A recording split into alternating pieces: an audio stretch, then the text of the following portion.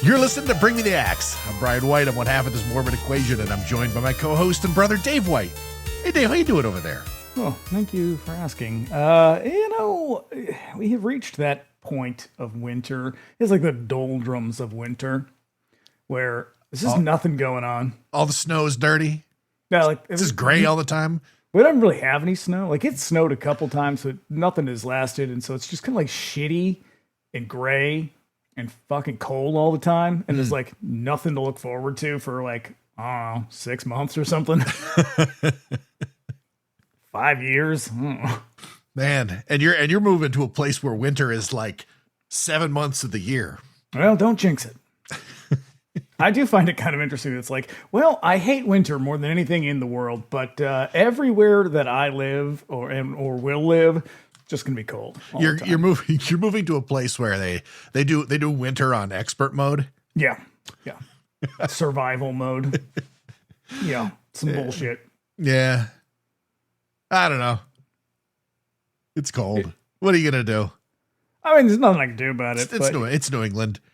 You know, you just say, I need something to spice up my life. I need something interesting to happen to kind of like carry me through. You know what you should do? Start a podcast. No, God, fuck no. We've got 17 of them. Get too many of those right now. Like, what are we doing? Like, we started like our 800th one just recently. Yep. 802 podcasts. No, you need to go somewhere where it's warm. I think that a lot. And then I think, but where would I go? Where would I like to go? That's not going to be super expensive. Because like travel is expensive even under like the most thrifty circumstances. Acapulco. I don't think I would like that. Because they're all beach locations. And I'm not a beach guy either. Yeah, I don't know. Like California's nice. California's nice. Warm is always entails like a beach, but I don't know. Las Vegas. There you go. Las Vegas. Go to Las Vegas. I'd rather shoot myself in the face.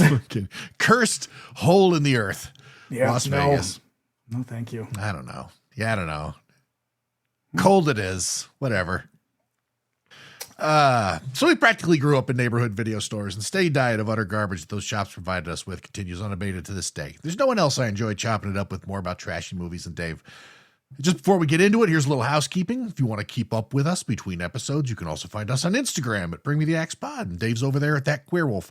I encourage you to join us. You know, we keep it light. A lot of memes, a lot of art. We're keeping it real, as the kids used to say. Keeping it real, because that's authenticity is what we're all about. Yep. And if you don't know, we have another show called 99 Cent Rental, where we cover all manner of video store madness on the weeks of Bring Me the Axe is off. Our latest episode covering Breakin' 2 is out now. It's our shortest episode ever. Really? It really is.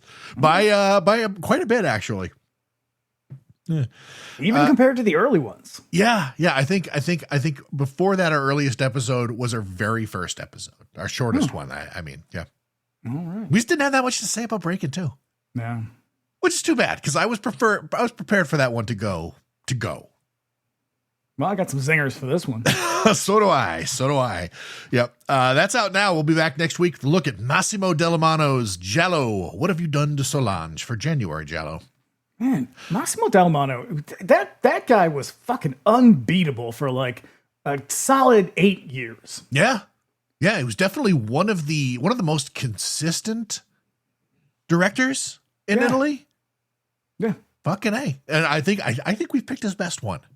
It is one of my favorite. His best knows. I know. The other night when we were watching this, movie in the Discord. I was like, yeah, we'll be back. We'll do this again next week. Only this one doesn't have as many yucks as Shopping Mall. It definitely has a lot of yucks though. Yeah, the ending. You're gonna be like, oh no. I didn't want that. I didn't want that to be the case. It's a troubling Giallo. It's like that one movie, what is it? The one with the guy kills people with like the bone saw. Oh shit. Oh, My Dear Killer, I think it's called. I think that's the one. And there's a scene, I was watching, and there's a particular scene that comes on, and I was like, oh no. I think you had gotten it and I had gotten it just around the same time, and you put it on and we're like, what the fuck? But you were not specific. And then I put it on and I went, what the fuck? And we both were talking about the same scene. Yeah, it's tough. What? Indeed, what the fuck? Yeah, go. You will have to find out on your own. It's not a very good one, though. No, it's not. No. You can also contact us directly at bringtheaxepod@gmail.com with any questions, comments, or suggestions. Do let us know if there's a movie that you love, would like to hear us give it the business. Mm-hmm. And if you'd like to support us on Patreon, you can look us up over there at patreon.com/bringmetheaxepod. There's a couple of tiers you can join there. All paying members get ad-free episodes. And subscribers at the $5 a month tier can look forward to our bi-weekly X-Files rewatch pod, Do You Think I'm Spooky? Mm. Yes. I love it. I love doing that one. The latest episode is a look at the season 2 episode, Firewalker, an episode that I definitely did not love doing. No, it is a big dud. Big, fat dud of an episode. Yep. There's also our monthly Bring Me the Axe Millennium Edition episode, which is an episode in which we explore a modern horror movie, a movie made in the last 20 or so years. The current episode is a look at Weapons, our favorite movie of last year. Not a dud. A joyous celebration of Zach Kreger's triumphant movie. And if you like 1990s children's television, you should listen to Laughing in the Dark. I couldn't remember what it was called. I drew a blank right there for a second. Definitely look up Laughing in the Dark. We just dropped our first episode last week. The second episode will be coming out tomorrow. That is a me episode, I think. Yeah, I believe it is. It is a me episode, and then next week it'll be Eileen, and then after that it'll be Mikey, which still feels weird coming out of my mouth. Yeah, well, you're never gonna get used to it. Never gonna get used to it. Yep. All Patreon subscribers, even the free tier, get access to our Discord server, and paying members get access to additional channels like voice and video chat, the watch parties option. Like I said, you pop in, watch a movie with us. What we do is on Friday nights, usually about 9:30 p.m. Eastern, we watch the movie that we will be talking about the following Monday. So like we watched this movie on Friday night, had a fucking blast. It's a fun movie. We had some new people pop in. Oh, yeah. Okay. Yeah, it was good. It was a good time. Lastly, if you like what you hear, you can subscribe to us wherever you get your podcasts. We're also on YouTube. Search us by name and subscribe if you prefer to consume your podcast that way. And you'll be doing us a favor by leaving us a 5-star review on Apple Podcasts and Spotify. So hop to it, folks. Get to starring. If you've never done it before, like it's easy. It's super easy because you don't have to like leave a written review or anything like that. You can just like say, "Hey, I like this podcast a lot. I'm going to push the 5-star button." And that's all you got to do. You can leave a review. You can say this podcast good. This podcast just okay, but also 5 stars. Less mouth noises. Mm-hmm. that you can say that, which I have become acutely aware of as I speak. Yes. You will make some people very paranoid. Now that I've been reminded of it, this will be a difficult task for me. Yep. And if you listen on YouTube, do us a favor, give the episode a like, leave a comment. We love hearing from you guys.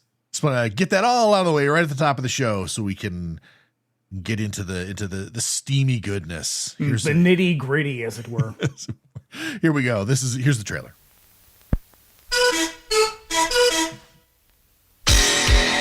As a new security system, completely mobile, user-friendly, and absolutely fail-safe. But something is going wrong.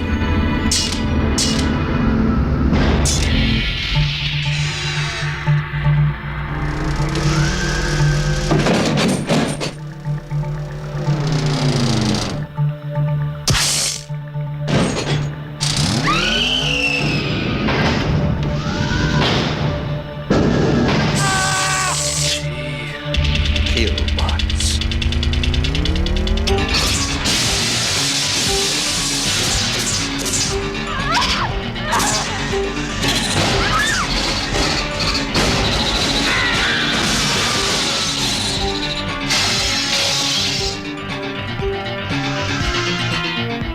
There's another one of those things out there. Waiting to pick us up one by one! He ain't getting me.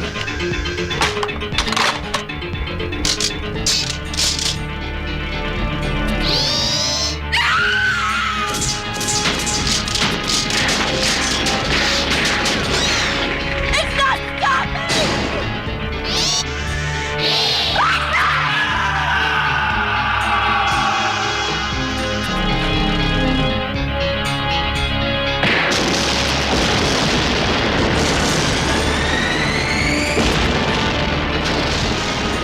They're here for your protection. And shopping will never be the same. Killbots.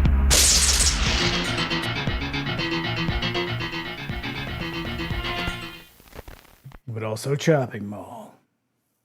That's a trailer, man. There she is. A whole lot of mall and not a lot of chopping. Not nearly as much chopping as one would expect. It's a significant deficit of chopping. A lot of mall though. That's a hell of a tantalizing trailer, man. I definitely would have been sold on this movie by that trailer alone. And I am. I'll tell you why. I love this movie a lot, and I shouldn't. It's garbage. It's made by a garbage person. And unbelievable trash. Yeah, and yet I find it bizarrely comforting. I think because it is perhaps one of the most 1980s movies you could ever conceive of. It is such a relic. Yeah. And even a lot of it having to do with the fact that like indoor shopping malls just don't really exist anymore. So I'm sure that like a lot of people who are coming into this movie blank, maybe you're younger, you've never, this is sort of a thing that you've heard of. It's something that you maybe have experienced through Stranger Things only.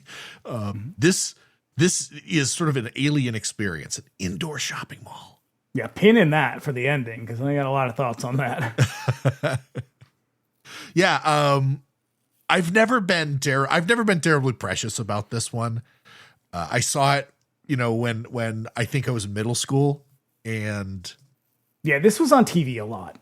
It was because it's fairly inoffensive for the most part. I mean, it's offensive, but it's fairly inoffensive visually. Right? Yeah, it's not as violent as you might expect a movie called Chopping Mall to be. Mm-hmm. There's like something like 9 deaths in the movie, and none of them are terribly graphic. One lady's head explodes, and it's hilarious. That's a very satisfying kill. I think that's another reason why I've never been super keen on this one. Is just because of how tame the violence is. Yeah, they had no fucking money to make this movie, and yet everybody was like, "Hey, it's cool. We'll make it work." Well, they did. They had a little under $1 million to make it, which, in the 80s.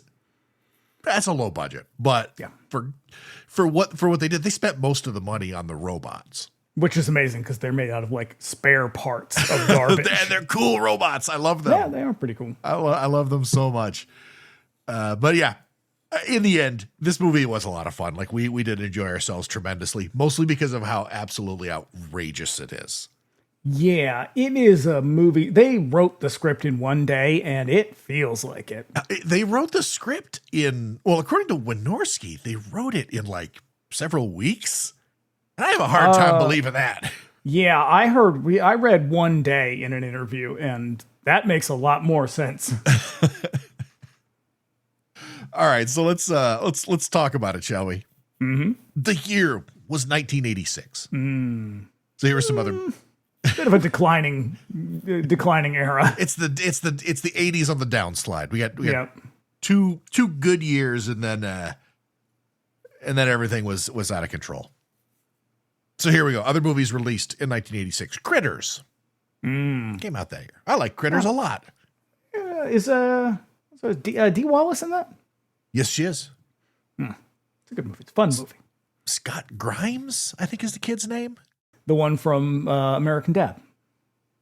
Is he? He's Steve on American Dad. Oh, no shit. Yeah, he was on ER as well for a long time. Yes, he was. Yep. Also 1986, Entrails of a Virgin. I have never heard that name before in my life. Let me tell you about it. It was made in Japan. That explains the title. It is like the movie X, the Ty West thing, but the killer is a demon with a gigantic penis. That also sounds extremely Japanese. Yeah. 86 brought us The Fly. Okay. Yeah, good one. Good job. Gross as hell. Very, very gross. A lot of Jeff Goldblum. Yep. We also got House. Ooh. Not the Japanese one. No, the one with George Wendt. The one with George Wendt. And The Greatest American Hero, if I remember correctly. Hero, yep. Another movie I've never been super... The only thing that really sticks out to me about that one is the poster. It has a great poster. Very similar to this Very similar to this poster, yeah. Great poster, not a good movie. I believe Bull from Night Court is also in it. He is the bad guy, yeah. This is when he was sort of slumming it, and he was doing like Empire Pictures stuff. Yes, yeah. Yep. And then closing out 1986, Monster Dog. Rough year. Do you know Monster? Do you know Monster Dog? The name is familiar, but I can't say I'm that familiar. Directed by Claudio Fragasso. Okay, so it's a good movie. Of Troll 2 fame. Starring Alice Cooper. Oh wow. That's why I know what it is, yes. Okay. I've never seen it. I think I need to see it now. I believe you brought it up recently. I may have. It is it looks crazy, and this is Alice. This is Alice Cooper, like at his worst. At his worst. At a time when he is convinced that he is That Alice he Cooper. Is Alice Cooper, yeah. Yeah. He's like throwing chairs across restaurants and stuff. And then he found Jesus, and it's never been the same. I know. So our cast and crew, we have a director. Jesus fucking Christ, this guy. Jim Wynorski, who is a lot of things. Sleazy is one of them. Jim is probably the ultimate B-movie director. He got his start, like a lot of folks around Hollywood, working for Roger Corman, but wandered to a studio one day and was like, I work here now. And they were like, that's how it used to work. Yeah. But unlike those other directors who worked for Corman during his fertile and cash flush AIP period, Wynorski met Corman during his dodgy Concorde period. Yeah. This is like, because this is one of the first Concorde distribution movies. And it was like, Concorde was the one that he sued. What is it? New World? New World. Yeah, he like sued them and used that money to start Concorde, but he was supposed to start it with like a bunch of other dudes, like big time old Hollywood guys, and they all bailed at the last minute. Oh. And so it ended up being like just him, which explains pretty much everything that happened after. Yeah.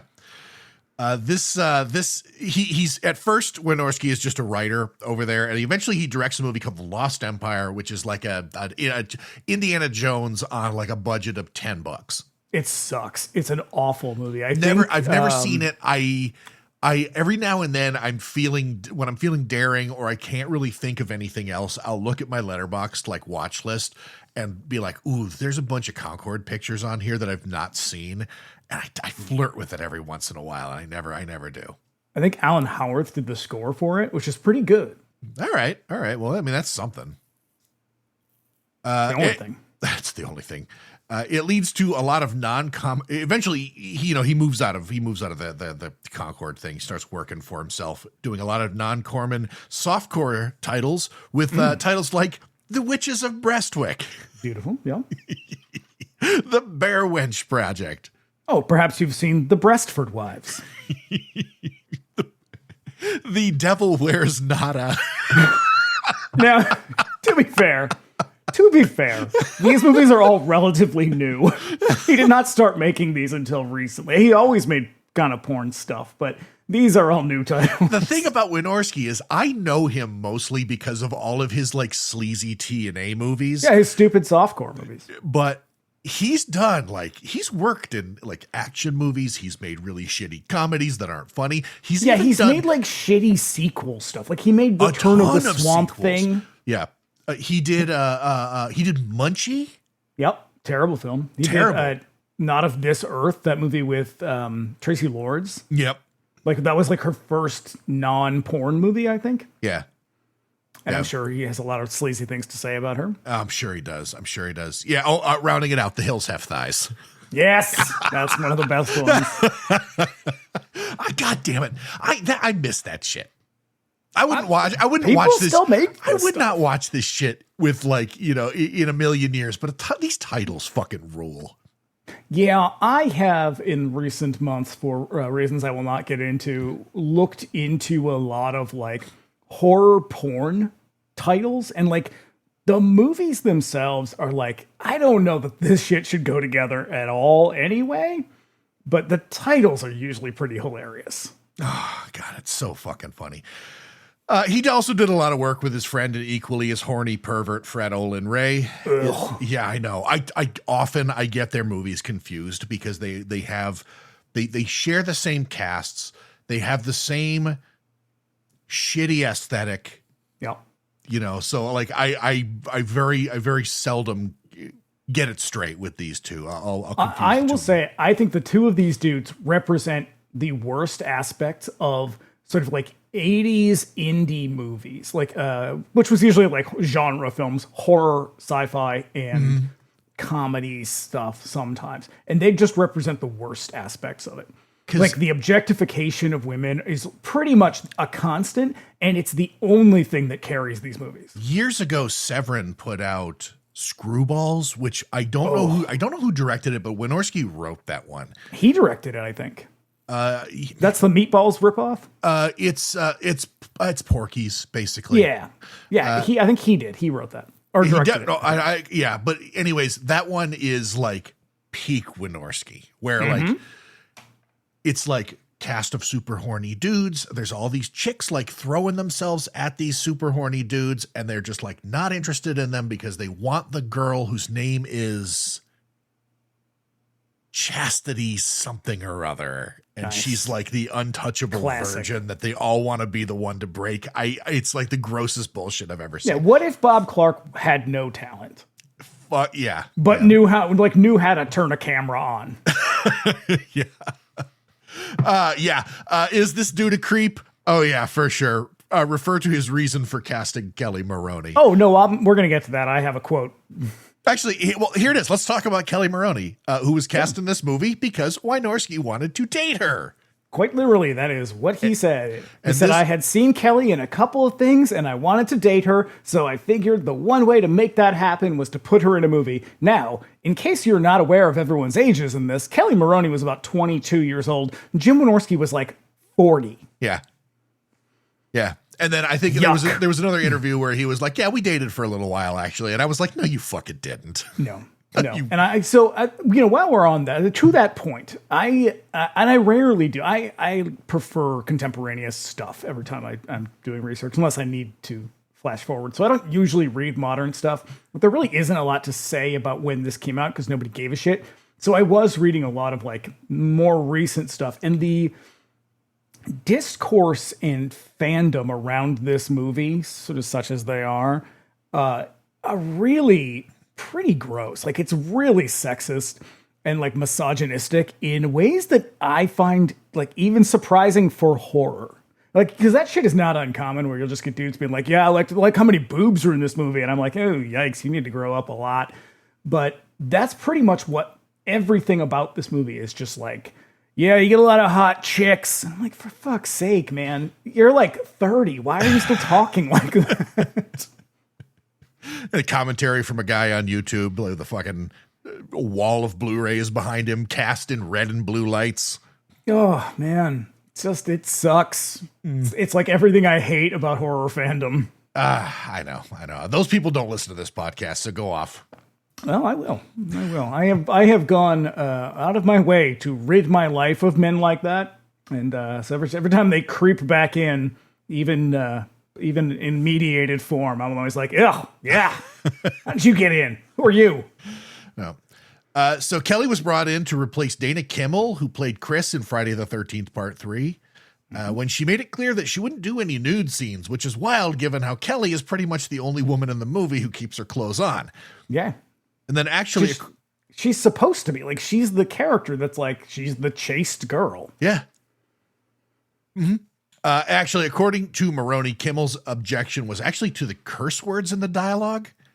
Weird. Yeah, it's also worth noting. Given that she was just in Friday Part 3. I know. I get the feeling that she's like pretty conservative. Or she looked at she got there day one and was like, oh, this is scummy. Which is too bad because she's like one of my favorite Friday the 13th final girls. Well, yeah, because it's the best Friday the 13th movie. Yeah. So yeah, also it's worth pointing out that the Kelly's Allison character also doesn't swear during this movie. So I don't know what Kimmel. Actually, you know what Kimmel does? She had a meeting. She had a meeting with Jim Wynorski and was like, "Nope, I'm good." Yeah, because he's like, "I don't want to fuck you. I'm not gonna put you in my movie." And she was like, "Oh, no, thank you, no." Yeah. So if you haven't heard our Night of the Comet episode, we fucking love her in that, and it's nice to see her doing that kind of character again in this movie. And there's a lot of I feel like there's a lot of nods to that character, specifically one line that feels like a direct reference. My dad was a Marine. Yep. Yeah. Yep. In this movie, she's playing a character named Allison Parks, named for a fucking Playboy playmate. Cut the shit. Buckle up, everybody. This is not where it ends. Cut the shit, Jim. It's just so fucking gross because it's like letting a 12-year-old boy make a movie. Yeah. Yeah. And this was just like boobs. This really was sort of like the common sentiment among like a lot of the shit that just went right to video. Like this got a theatrical release, but it found its success on cable and on videotape. Yeah. And because largely because of that fucking iconic cover. Very misleading, I might add. Right. We've also got Barbara Crampton making her second appearance, I think, on this podcast. It's all the way back when we covered Reanimator. She is soap opera royalty, like all good horror movie actors, with 83 episodes of Days of Our Lives, 38 episodes of Guiding Light, and 313 episodes of The Bold and the Beautiful. I mean, hey, Kelli Maroney was also on Ryan's Hope, so soaps upon soaps upon soaps. We stan a soap queen. You don't have to tell me. She's one of my favorite Scream Queen actors, having worked on numerous Stuart Gordon, Brian Usna projects with the H.P. Lovecraft stuff. She is completely and entirely annoying in this movie. She is extremely obnoxious. I will say it is, for up to a point, she is actually kind of delightful. She and Kelli Maroney are, I think, miles ahead of everybody else in this movie. Like, they are the stars. Yeah. They're not quite yet, just because they weren't, but their talent is apparent. And unfortunately, her character, the Barbara Crampton character, just gets reduced to a blithering, obnoxious idiot about halfway through. True.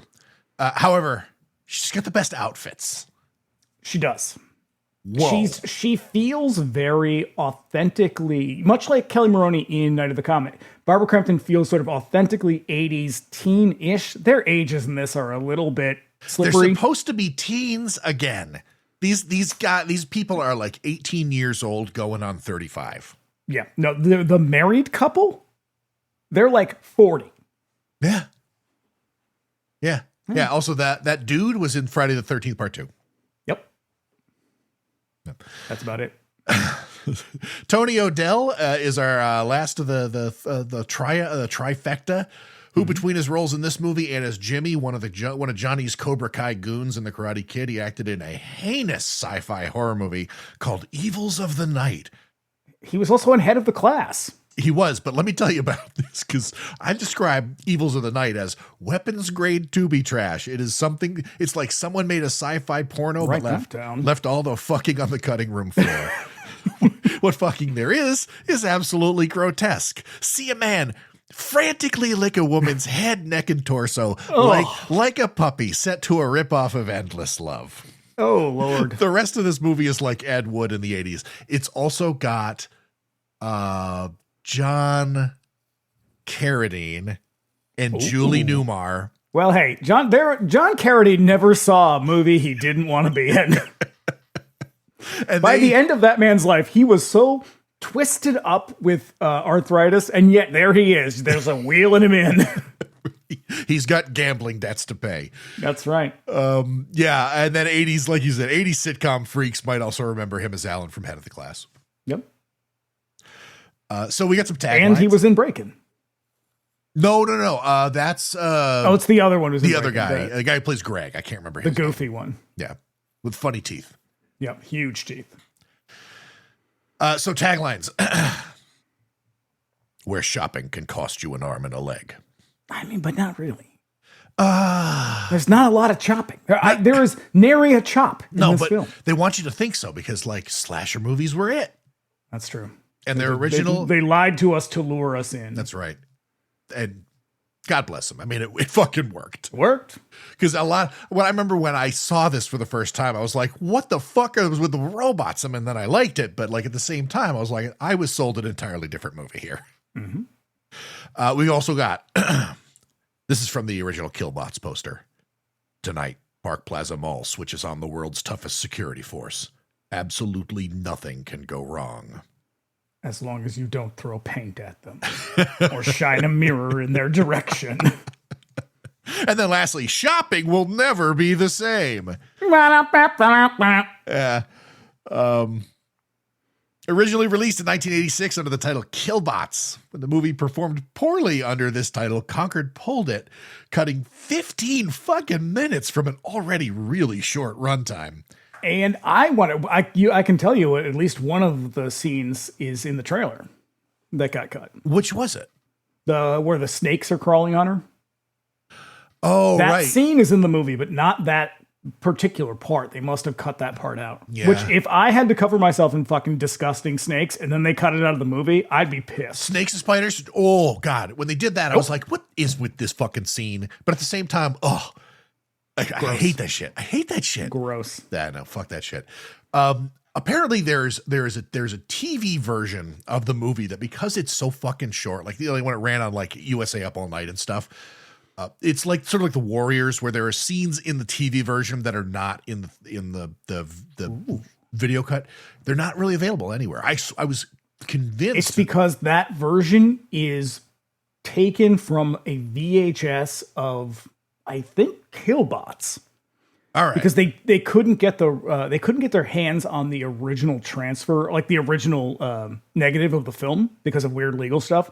So they had some like Dutch VHS or something. I know that Lightning put it out, and then the DVD version that came out, like when it first hit DVD, was taken from. Was sourced. That's the Lionsgate one. Was sourced from the Lightning video. Lightning video put out so much fucking awesome horror movies. That all looks like shit. It all looks like shit. It all looks like they recorded it off TV. Yeah. But the story behind the name change is apparently they were like Corman and Wynorski were, hashing it out. So they showed the movie. People were like, this sucks, because they thought that this movie came out around the same time as like Short Circuit and like a bunch of other kind of robot-oriented, family-ish kids films. And so people were like, oh, I thought this was going to be like a robot-y movie or whatever, like a Transformers type of thing. And so it got kind of poorly received in the first release. So they pulled it, cut a bunch of shit out of it, and we're like, I guess we have to re-release it as we got to trick people and make them think it's a slasher movie. And so they were like, kicking around ideas, and there was a janitor who was like changing the light bulbs in the mall. They were like at the mall, and there's like a janitor changing light bulbs, and he was like, you should just call it Chopping Mall. And they were like, all right, let's call it Chopping Mall. That feels a little apocryphal, but it's a cute story. It's a cute story. Let's see. So this movie came out in March of 1986. Short Circuit came out in May. So it got pulled. It came out in March, and then it got pulled and re-released in November. Yeah, and then Transformers came out in August. So yeah, big movie heavy. Yeah. There was another killer robot movie that year too, wasn't there? Yeah, there was a fourth one, but I can't remember what it was called now that I'm here in the middle of it. But yeah. But also, yeah, they were like, ooh, that kids show Transformers? Oh, we don't want people thinking this is a kid movie. Little did they know Transformers would one day be like $1 billion movie franchise. Fucking idiots. And the dude who wrote this, I think, wrote a bunch of episodes of Transformers. Yeah. Steve Mitchell, I think was his name. He was Wynorski's writing partner, wrote some Transformers. He wrote a bunch of like G.I. Joe and Transformers and shit. And Gem. Yep. Yeah, I love that. But yeah, once they they took it, they cut it, they changed the title, and then they re-released it, and it performed moderately well. In such a way that they were even talking about making a sequel.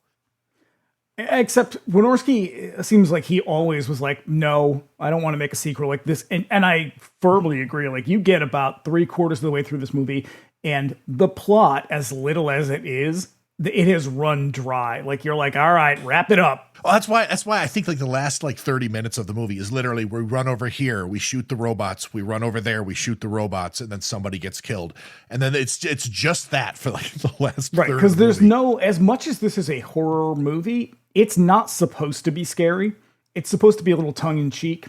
Yeah, there's a little bit of violence, but yeah, it was inspired by the sort of like the sort of stuff. Like as sleazy as this guy is, I do find his kind of like movie dork qualities a little endearing. Yeah, do you know how many fucking cameos there are in this movie? It's insane. Oh my god! And references to other movies as well, for sure. The movie was originally planned as a sort of Phantom of the Mall movie when Vestron approached Julie Corman, who was Roger Corman's wife, and they were looking for basically a mall slasher movie. Wynorski then included the robots based on his love of this 50s killer robot movie called Gog, which I've actually seen. Mm-hmm. It's pretty bad. Yep. It's pretty bad. I think Indicator put out a Blu-ray of it. That's awesome. Somebody did not that long ago. They used to show it on the Creature double feature on Channel 56. Yeah, it's trash. It's like Creature from 20,000 years or whatever. It's like real low budget shit, crab people type of stuff. But again, the robot's pretty cool, and they sort of it kind of looks like the robots in this one. A little bit. I mean, they're basically Daleks. Yeah, except where they don't have that like that nasty exterminate vibe. They're very friendly. Mm-hmm. And then so anyways, this movie comes out, and then 3 years later, cheapo horror movie called Phantom of the Mall, Eric's Revenge came out. And it's awful. I've real bad. Never seen it. I just remember it being on there were multiple copies at every fucking video store in 1989. Yeah, I watched it kind of maybe a year or two ago. Somebody put it out on Blue like not that long. Arrow. Okay, that makes sense. Yep. I love you, sucks. Arrow, but come on. Come on, guys. They're like, we got to get to everything before everybody else does. Filmed at the Sherman Oaks Galleria, which was also the location used for the mall scenes at Fast Times at Ridgemont High and Commando. Yup. I think that's why one of the reasons I love this movie so much, because a lot of shit was shot there, because they wanted to shoot this at the Beverly Center, which is sort of like the biggest, iconic mall in Los Angeles, except they wanted way too much money. And so they were like, all right, what's our alternative? And so I'm guessing a lot of people probably went that route where they were like, oh, we can't afford that. So they went to Sherman Oaks Mall, because the Sherman Oaks Mall shows up in a lot of stuff. It's in like TV and movies. It's instantly recognizable too, because the elevator always features very prominently in these movies. Like that's immediately when I saw that, I was like, oh shit, it's from Commando, because of all like the big stunt scene in the mall and that elevator in particular, and those weird phone booths. But so I think that's why, to me, this movie is I have a particular attachment to this, because the location is so iconic and recognizable, where it's just like every fucking TV show you ever saw in the 80s that takes place in California, it's probably shot there. It's a chic 3-level mall. It's a really big mall. Mm-hmm. Yeah, it's like, and it's there's nothing particularly identifiable about it other than the elevators. But every now and then you'll see something and be like, hey, that's that fucking mall. Like I was watching something recently, and it was like it was shot in Canada, obviously, like most things are. And I saw the mall from Rabid, and like I just like immediately recognized that as well. And I don't know, that mall's probably gone at this point, but I just love when you can recognize those landscapes. Yeah.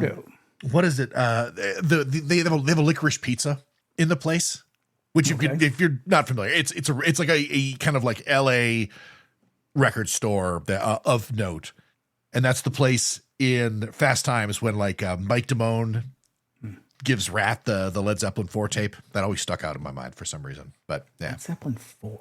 Yep. It's like always have a copy of Led Zeppelin 4 on you. And then he cuts to and then we immediately cut to a scene where he's playing Kashmir, which is not on Led Zeppelin 4. Nope.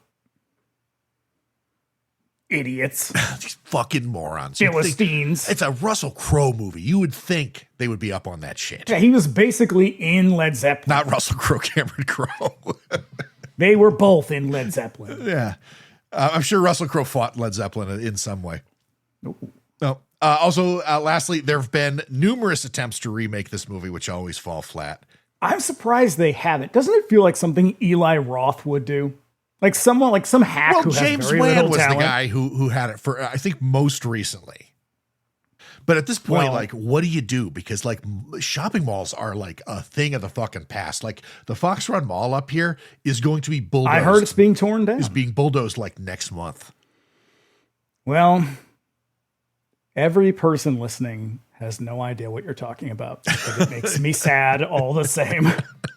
For those of you who are confused right now, that is the mall of our childhood. Yep. It was never particularly impressive, and it is much less so today. It was all we had. It was all all we we had. had. It was that or the Newington Mall. Which was right behind it. Which were and was right next to each other. a lot scuzzier. There's also, do you remember the Omni Mall? No. The Omni Mall was the Yuppie Mall that was like, let's see. There's a Home Depot now. No, that was in Newington as well. Because that was where all the fucking shopping malls were. Omni. But we would go there. Fuck all out there. That's we why. We would go there occasionally. Well, there was the military bases were there, which is That's right. There was a Montgomery Ward. There was a Montgomery Ward. I just remember the last time we were at the Newington Mall. You could still smoke inside. Well, this was, I mean, of course, you could still smoke everywhere at that point. But it was just like there was like 4 stores. There was like a Hallmark store and like a bunch of shit you'd never heard of. Everything else is closed, and it's just like a fuckload of old people sitting around smoking. And that's all it was. And it's just like, this feels. Yeah, you ever been to the Atlanta airport? Yeah. So in the Atlanta airport, they have these things I think are pretty much out of fashion at this point, but like they had a smoking area. Oh, shit. And it is one of the worst places I've ever been in my life. And as I talk about the Newington Mall at this point, I'm thinking of the smoking section at the Atlanta airport. It's that. Yeah. And then also I at one point, Robert Hall was set to remake. I was trying to remake it, but I guess the Wynorski has contested this. He's the guy who made the movie Laid to Rest. That's not a very good movie either, but I like those movies. They're just, you don't need to remake this. You know, James Wan, apologies to John Lee Brody. James Wan is also a bit of a hack. and I don't, nobody needs to remake this. Nothing to remake here. I don't know. This is like a fucking wafer thin plot as it is. There's nothing to remake, which is why I think it never really works out. Is there's no cultural reference and there's no story. Yeah, you got to put fucking, what's his name? Jason Statham. You got to put him in it. Pedro Pascal. It's like the, they did a remake of Death Race. That's right. It's like another movie where it's like, why would you bother to remake this movie? Oh, shit, much as I love it. Yeah. That's the thing is it would be a pure nostalgia vehicle, but like the cultural reference point for it is just so fucking far in the past that like nobody, not even the most like permissive nostalgia junkies would really get into this. Nope. So how about some reviews? Oh, how did people feel about this movie? How did people feel about this movie? Nobody liked it. You don't say. All right. This is one of those ones that it was a little tricky to find a bunch of them because it did not get a huge release. So here's 3 IMDb reviews. Here, nope. Don't get ahead of us. Don't ruin the joke, all right? I've been holding that bit together. All right. Bill Cosford, Miami Herald. I mean, if anybody's going to like this movie, it's like people in Miami. It's Florida, man. Yeah, it's all, you love this shit. You guys love malls. Your whole state is basically a mall. It's a gigantic strip mall. I've been there. America's Wang. They prefer the Sunshine State, Mr. Simpson. All right. Chopping Mall has a great title and a premise nearly as good. Partying youth are trapped in a steel-clad mall with a gang of murderously short-circuited security robots. But it's crudely made and boasts, by way of distinction, only an odd cameo by Paul Bartel and Mary Warnoff. The rest of the film is obvious. I think that's one of my favorites. So short and to the point. So this is one I referenced yesterday. This is a review where I'm fairly certain this person did not actually see the movie. Okay. This is the usual... Oh, sorry. This is Dale Stevens' Cincinnati Post. This is the usual gory stuff borrowed from Friday the 13th and stretched out endlessly, though it runs only 75 minutes. From Roger Corman, the king of low-budget sleaze. Even nudity freaks won't like this junk. This is a very vague review. It really seem to. They got a little sheet that just told you everything you need to know about it, like ahead of time. It's this long. It's from this guy's company. Yeah, this person did not watch it. Yeah. To be a movie reviewer for like a newspaper that just doesn't care. Easiest money in the world, it sounds like. I would wager that this is a job you give to someone who is just coming in, like a younger person, or you like stick it to someone who just like isn't doing much, but doesn't really care. And those are usually the worst reviews. That's I know. He was like, because they're not insightful. But. I was just saying, this guy got this assignment, was like, fuck. Yeah. And you can tell like a good film critic can provide incredible insight into, you know, the experience of watching movies, the experience of the movie in question, like tons of shit. A bad one will basically give you that, where they're like, my editor's never going to see this movie. I could be watching The Red Balloon. I could be watching the Umbrellas at Cherbourg. Hey, the Umbrellas at Cherbourg's a good movie. Didn't say it wasn't. Yeah, no, Dale Stevens was like, he could have been like, this movie only has 7 monkeys in it. It needs more monkeys. Anyway. Back to Florida. Bob Ross, not that Bob Ross, the Tampa Tribune. Another Florida reviewer. Chopping Mall uses a basic plot formula, but subtle touches make the movie more fun than it sounds like. This is not to suggest that Chopping Mall is a work for the ages, or even for cultists, but at least it's funny. I like that they use the term cultists. I do like that. Like even Aleister Crowley wouldn't like this movie. Here's another good one. This is Andrew Yefchik. Okay. Of the Grand Rapids Press. The Old Gray Lady. Old Gray Lady. Chopping Mall isn't a bad idea for a bumper sticker, but feature-length films feature-length films generally require more than a slogan or a 2-line sick joke. The picture doesn't so much provide substance as it does mere elaboration on the sick joke. Chopping Mall presents little of value to anyone, with the possible exception of nationwide chains of specialty stores, which get some free publicity. I mean, hey, at least there's that. I feel like Andrew Yefchik really gets he understands the assignment. He got the movie. For sure. And finally, my favorite reviewer. Oh boy. Here she goes. What a dumb movie. Some kids get stuck in a mall overnight run by killbots, and instead of just leaving, they steal guns and decide to go to war with the stupid things. Apparently, lightning turns robots evil. Apparently. Kelli Maroney is the least attractive final girl since Amy Steele. Get the fuck. Oh, this person. I hate this person. I don't know who they are, but I fucking hate them. And that is what I was talking about, where it's just like, hey, what does Kelli Maroney's physical appearance have to do with the quality of the film? Absolutely nothing, unless you're a fucking loser. I fucking love Amy Steele, and I God damn it, do I love Kelli Maroney. They're great. They're both great. They're wonderful. Yeah. I would fight this person. Actually, you know what? I would not fight this person. I would slap them. I would slap them in the face. I would not. I would not dignify them with a strike from my closed fist. Yeah, it is. It's another one of those like, hey, at least there's boobs in it. Fuck these people, man. Yeah. IMDb reviewers, get it together. What? I gotta wonder, like, this person is probably like, hey, did you read my latest IMDb review? Like, this is what they do. I cherry pick only the best. I can't imagine that there's a whole lot of like quality in the Chopping Mall IMDb No, because what you usually get with the movies we watch are like, there's not a lot of like in the middle. It's either people who love it for whatever reason they love it, or nobody's being people who really hate it because they didn't get it. Nobody's being objectively critical at the IMDb review section. Yeah, I mean, I'm gonna get in there and be like, "Hey, is the cinematography good? No.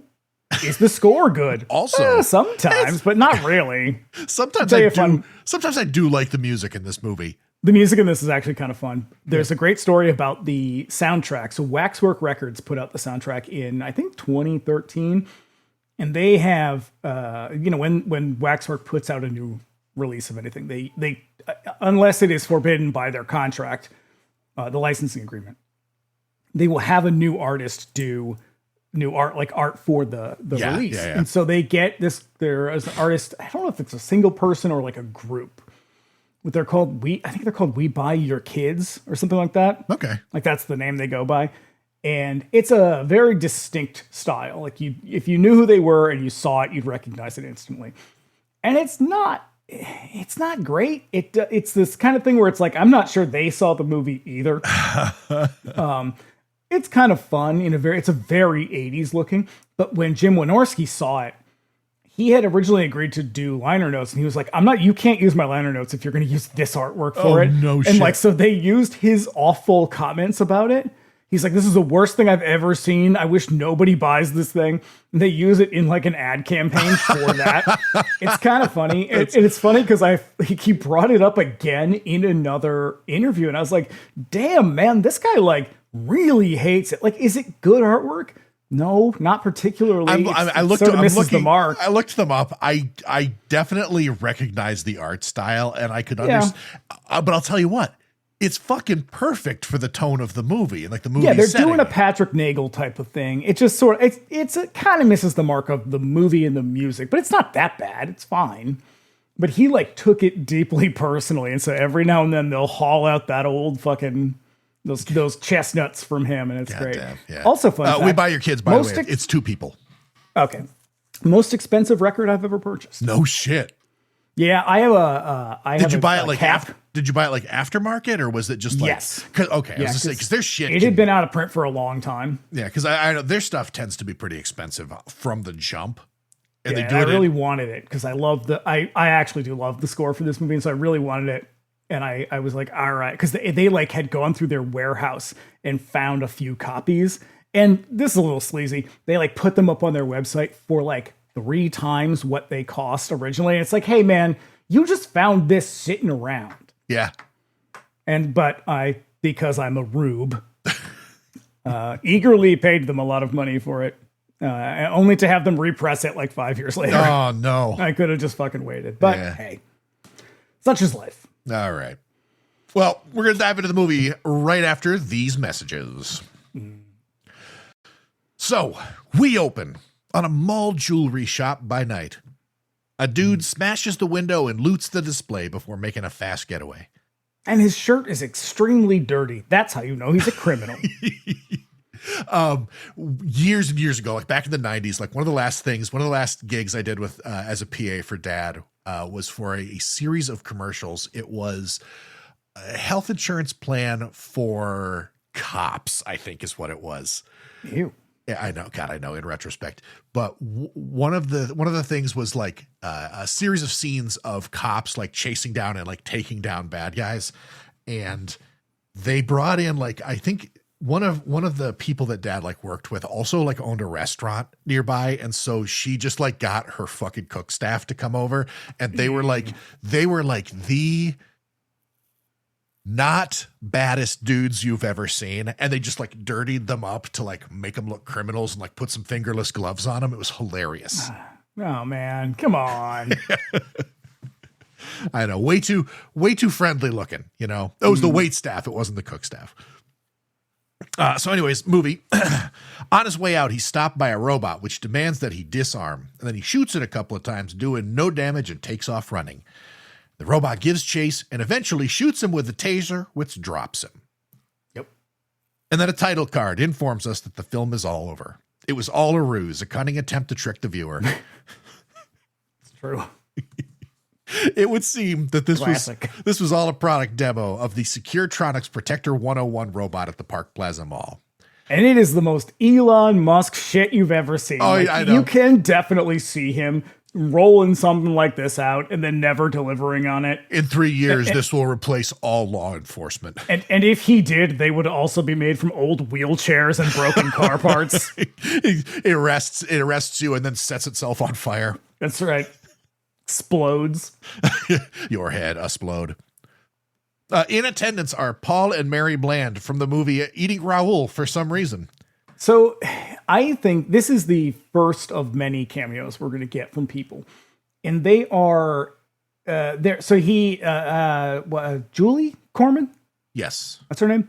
So Wynorski was like, hey, I love all these movies. Can we get some of these people? And she's like, yeah, I guess I can call up some of the people I know. Paul, so she can I get Paul Bartel and Mary Warnoff? Come on. Pretty much. So she's like, she gets Paul Bartel and Mary Warnoff, and they're like, well, what do you want us to do? And he was like, sit there and be shitty. Well, so they were like, they didn't have any, he had nothing No, ready they for ad-libbed them. they ad-libbed all their scene. Yeah, so they basically do what they do in Eating Raoul, and their characters in Eating Raoul are truly heinous people. We should fucking do that movie. I was thinking about that. I love that movie. We have got it's to awful, and I love it. We should do that one on 99.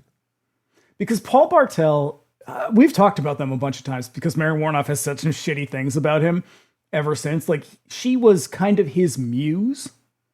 Yeah. And I understand it. I fucking love Mary Warnoff. I think she's fantastic, man. I fucking love her. Again, see Night of the Comet. Yeah, and she had like a bunch of kind of not, like, it wasn't even not great stuff. She was just really kind of minimizing of their relationship. And it's like, you guys work together on everything. 18 different things. She was in like everything he made. Is he also like in plays. Is he also in that Suicidal Tendencies video with her? I think so. Because I know Jack Nance is also in that one. I don't think so. That's institutionalized? Yeah. I don't think so. It's been so long since I'll have to check it out. So they're doing their characters from Eating Raoul who are kind of racist. Oh, yeah, they suck. They're fucking horrible. Yeah, so they're just ad-lib. They're like, all right, I guess we'll just fucking ad-lib. And they just kind of launch into. But they also, like, they have this, like, wit and venom of like a slightly drunk drag queen. like I think one of like Paul Bartel's lines says, looks a little ethnic, doesn't like he? It has an unpleasant ethnic look, the one in the middle. I'm like, the one that looks identical to the two beside it? It's fantastic. It is only funny because they're talking about robots. The guy on the stage calls them robots. Robots. Yep. Oh, yeah. So the attendants ask questions about the robots. Mike Horton from Days of Our Lives addresses the crowd. Angus Scrim, seen only from the side and at a distance, asks if you do get a little bit of a front, and he does not have the iconic hair. He does. You do not look. He does not look like Angus Scrim. Yeah. You know, like he looks more like the Irish guy from Halloween 3. Yes, yeah, he does. Looks like him. Yeah. He asks if the robots only kill people, but oh, this simple fool, this idiot. These robots shoot sleep darts, which also seems a little risky, but do go on. You know, the very idea, the premise of that underlies this whole movie is we need this level of security at the mall. Oh, shit, yeah. This movie, the real horror of this movie is capitalism. Yeah. And, that is a thing that's what they're going for. Yeah. They're very bad at executing that. Yeah, you're going to lose that immediately. Wynorski is like a couple of years ahead of Paul Verhoeven on that point with this movie, because like RoboCop is also in your face about that shit as well. Yeah. But it is absurd to think like a mall is going to overhaul their entire, not just their security system, their whole fucking building has to be a retrofit for this stuff. Yeah. Like a mall is going to do that rather than just hire some dude to wander around all night. Just to provide property, security for their property. Yeah. And all property is theft, as we know. We learn a crucial detail that will be important later on. There's a control center for all of the robots on the top floor of the mall that will call the cops while the crook is out cold. Also, definitely not a mega hazard to public safety. There are these gigantic steel doors that close the mall off during the night. The robots also have cutting lasers, and if you get stuck in the mall after the doors close, don't worry about it. You just show the robot your employee badge and it's all good. Absolutely nothing can go wrong. Nope, he'll just cut right through the side of the building. Totally fine. So now we cut to a title montage of the mall. Little kid riding the elevator alone, holding a chocolate ice cream cone, gets crushed by a mass of people, leaving him smeared T to B with chocolate ice cream. Another one of those moments. It's a real zinger. Yep. Also, the kid stealing the record from Licorice Pizza. It's Joey from Nightmare 3. Rodney Eastman from Nightmare on Elm Streets 3 and 4. Yeah. Yep. Some people make out violently while an old couple watches happily. A pedophile, maybe? That's my thing. Here's what's happening. You're about to talk about the dude at the video games, right? Yes. All right, so there's a kid playing video. He's a little kid. He's like 10 or 11 or 12, whatever. Just happily playing Miss Pac-Man. All he wants to do is play Miss Pac-Man. Yeah, and then like this other guy comes up. He's like an older dude. I guess looks a little bit like Soupy Sales for some reason. Google it, you'll get it later. And he's like kind of hassling the kid. And I was like, is he supposed to be like being a predator? But no, I think the joke in this moment is like, adults shouldn't play video games. Those are for kids. Yeah. And then they dump the bucket of gack on his head or whatever. He says, I don't know, when the green slime comes down. Yeah, meanwhile, I'm over here with 100 hours sunk into Elden Ring. Yeah, I think it's that. I don't think it's predatory behavior. Lady is just trying to make it back to her table with a full tray of sodas in a crowded food court, and this is a real fucking odyssey for her. Now, I will say, for younger people listening, if you watch this movie, this is kind of what the mall was like. It wasn't quite this frenetic and this packed and wild, but there were a fuckload of people. Yeah, this is just where you'd go. At the height, like at this time, fucking the mall was busy. It was, particularly in like communities like this where there's nothing for sale and there's no fucking stores and there's just like a McDonald's in your town. Yeah, you'd shoplift from Sam Goody. You would go to the arcade. You'd get an Orange Julius. I was in a punk band once and I wrote a song about it. It is called Night Driver. That sounds awesome. It was. Tom Colletta sang it with me. Oh, shit, that's great. Fucking R.I.P. Tom Colletta. Oh. I know. Yep. And then also because this is a Jim Wynorski movie, there's a bunch of sexy ladies in bikini on the escalator. Right. Just for no particular reason. This one's for all the dudes out there. Mm-hmm. Hey, do you like boobs? Hey, do you like butts? This one's for you. Do you like this one's for all the guys who like boobs. Do you like Spuds McKenzie and the Swedish bikini team? Oh no. It is 100% that. If we're gonna do the 80s, we're doing the 80s proper. This is a Bud Light ad. We just came here to do the Super Bowl shuffle. Oh no. I can do this all fucking night. It's because it's so dead on. That's the worst part. At a mall restaurant festooned with posters from Concord Pictures, Susie and I love that here's a restaurant that they just have B-movie posters just taped to the wall. Very chic. I go get my pizza at the place that has the fucking Freakazoids poster on the wall. Creepazoids. And that was an Empire picture. Thank you very much. Yeah. And the Lost, what was it? Forbidden World. Yeah. Susie, those movies are fucking terrible. Susie and Allison work their busy shift navigating a spot full of horny creeps and a disgusting chef in a shirt positively covered in food, grease, and pit stains. Why would you? I mean, I know that's the joke. That's the joke. Like, why would you order food He's from like the him? chef on again. Here it is again. You can't do that on television. Mm-hmm. Barf. Barth. But I think the joke is barf. It's barf. Allison accidentally drops a plate, which appears to be an order of a slice of pizza and some frozen corn. That delicious classic combination. Frozen pizza and frozen corn. This is a Michelin-starred pizza restaurant. That's right. Yeah, I mean, you've seen the posters on the wall, taped to the wall. Right up there next to Star Crystal. Mm-hmm. And then we get some real hard fat phobia just for funsies. Susie's trying to talk Allison into going to an after-work party with her, but Allison doesn't want to get hooked up with some horn dog. Outside, there's a big electric storm which strikes the building and messes with the robot control center. That probably as old as time. Probably won't be a problem. The lone technician is pulled away from looking at a naked centerfold lady when the control board goes nuts.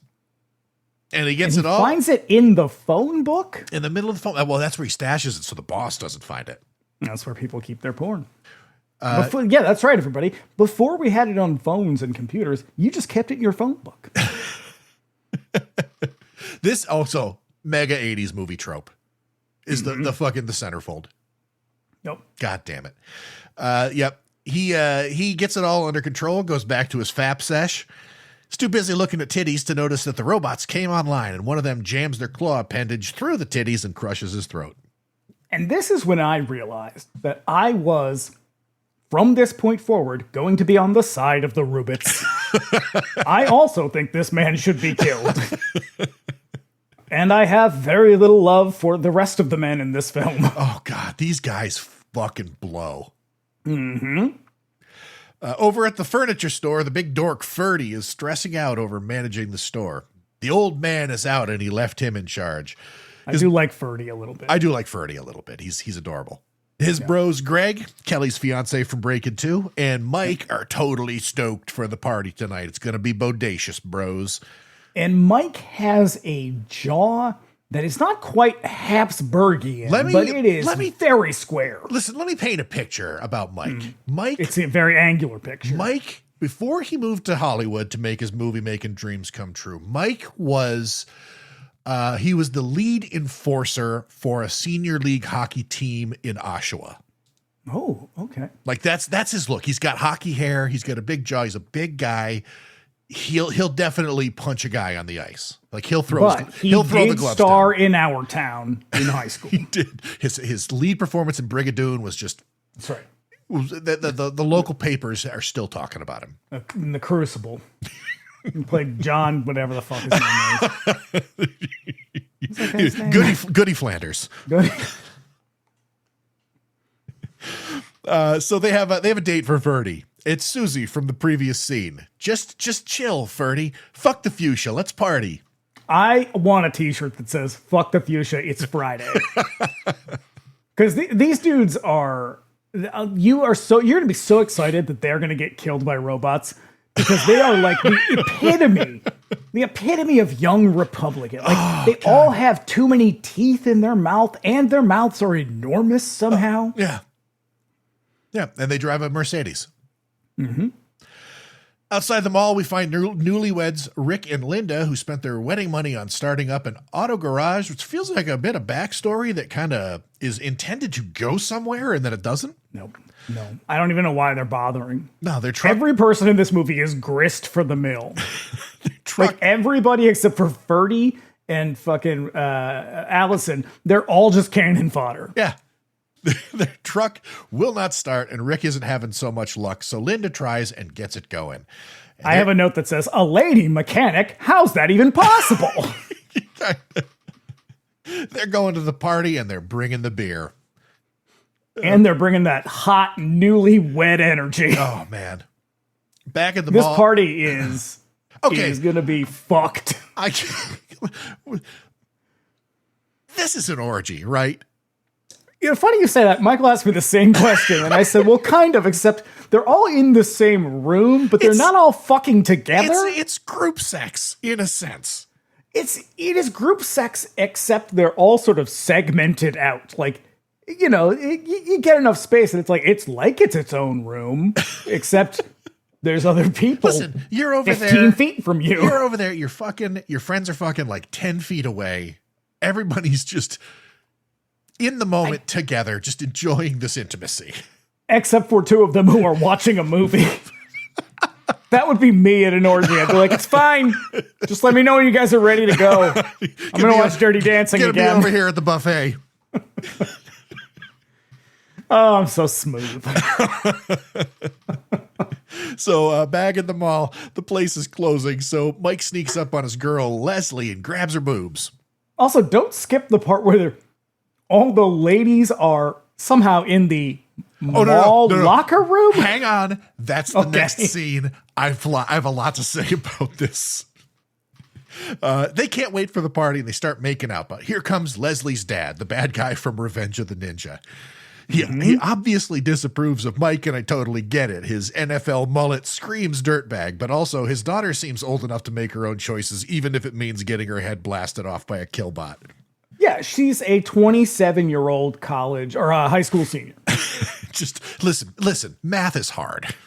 And he is, so this guy, he is the Revenge of the Ninja? He's the bad guy he's the evil ninja from Revenge of the Ninja. Right.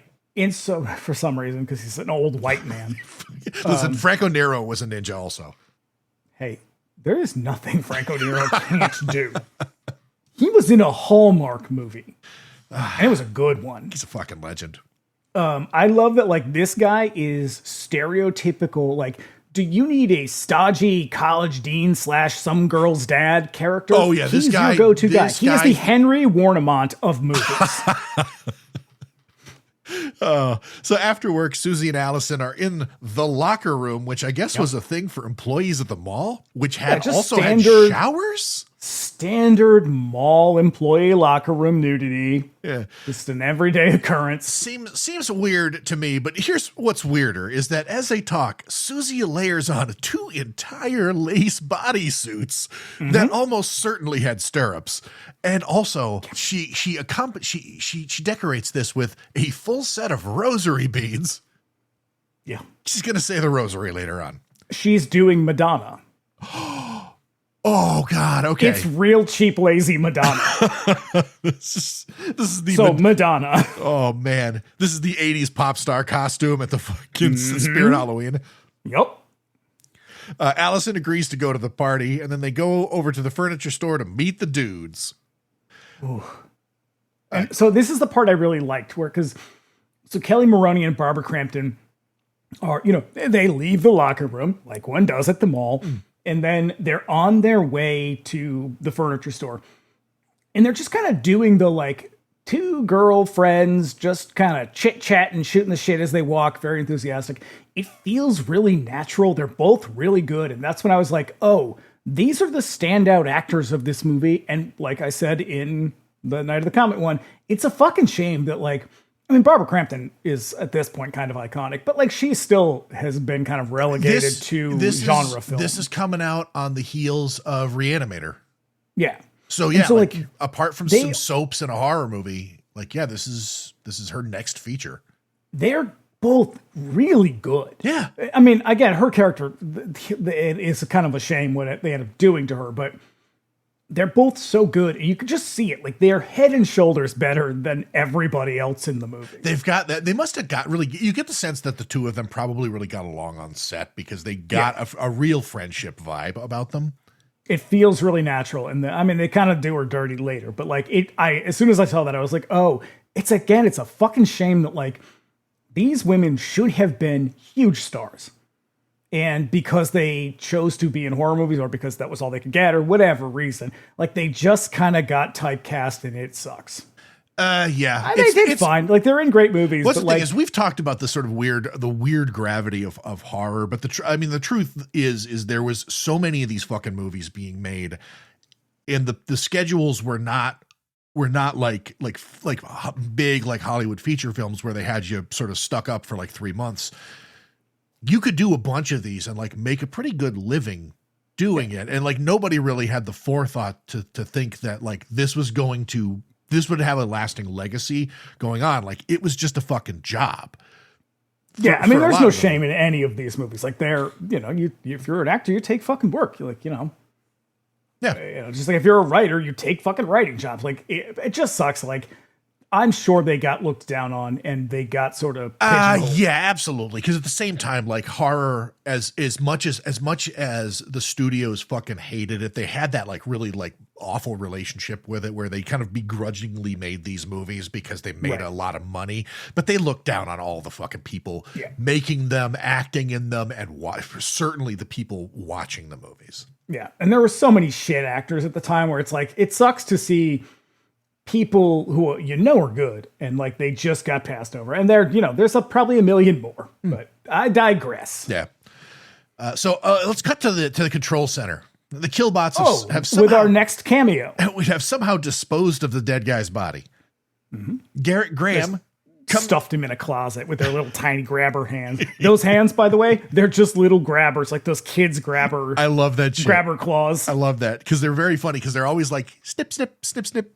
Yeah, because they'll hold them up and then squeeze them together like you would with a grabber claw. And that's it. They're supposed to be menacing. Yeah. Garrett Graham comes in to take over for the night shift. Tell you who's not menaced. Beef. He settles in with his book as the killbots quietly conspire behind him. And they're about to kill him, but he gets a call on the phone. It's nothing. I do love that they're creeping up on him. There's several moments in this movie where they're sneaking around. Oh, I do. It's like in this way, because in this scene, it's doot, doot, doot, doot, doot. And then he stops and looks over his shoulder and the light goes out. Yeah, the only thing missing is a xylophone. and a vibra slap. Mm-hmm. And then he gets a fucking, no, that's later on. There's a couple of weird phone call jokes in this, and this is one of them. It's nothing. So he goes back to his book as the robot sneaks up on him, and when he's not looking, the robot shoots him in the neck with a crazy grappling hook appendage, killing him. So now down at the furniture store orgy, the party, it's starting. The forgy. The pargy. Mm-hmm. They're all doing a little, we're going to get together and dance around the furniture store sensually with one another. And then when the mood is right, we're all just going to fuck in the same room. They're just fucking. Not so close that it's like we're doing it together, but close enough that you know what's happening. Oh, yeah. Yeah. Ferdy is in the restroom stressing out and getting ready for his girl. Pop collar? Absolutely. No glasses? Nah, better wear them out there.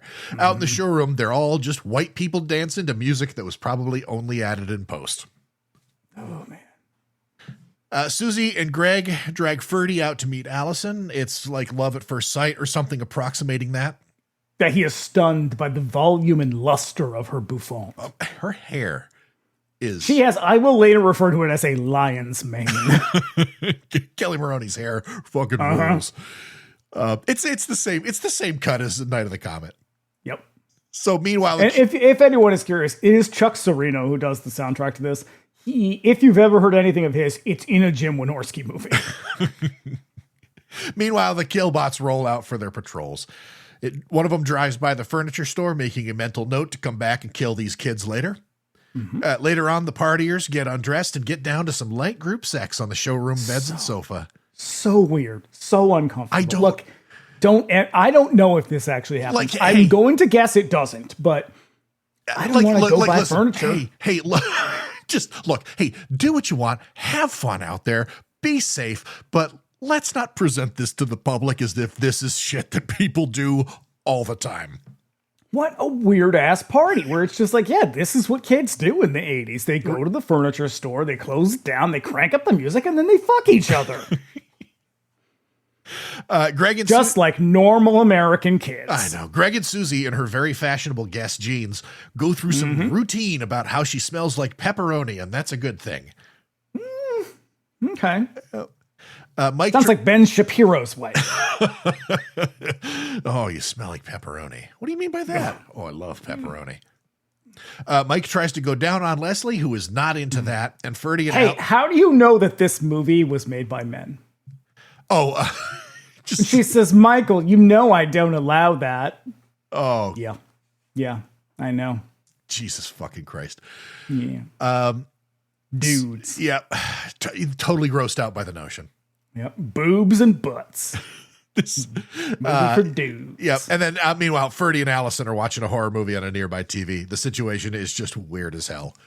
But then she says, they hear some sort of noise, and then she goes, they're having a nice time. And I laughed out loud. They're watching Attack of the Crab Monsters, which is directed by Corman. That's one of his first films. It is. Allison is scared as hell of this crappy 50s monster movie. This movie is cheap as hell. I think it's like his second movie. It's one of the first AIP movies that they made when they were still like an actual production company. Yeah. She and Ferdy are awkward, and it's kind of cute, even though their friends are just moaning and grinding like 10 feet away. It's cute, and then you're like, but also they're like 30, and there's a bunch of people fucking behind them. It reminds me. It shouldn't remind you of anything. Right? No, what it reminds me of is the Wisconsin nymphomaniac joke from Family Guy. Oh, look at my complexion, Brian. I am hot. I'll be getting more sex than that Wisconsin nymphomaniac who used to live upstairs. Oh, God. Oh, God. Oh, crap. Oh, crap. Oh, crap. Oh, crap. Crap. Crap.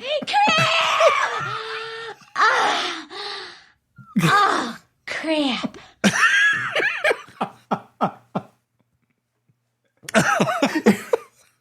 It really is. It really is that, though. Like that's really it's literally that. It's like one of them is like, "Oh God, you're the king. You're the king." And it's like I would if I were like Allison, I'd be like, "Shut!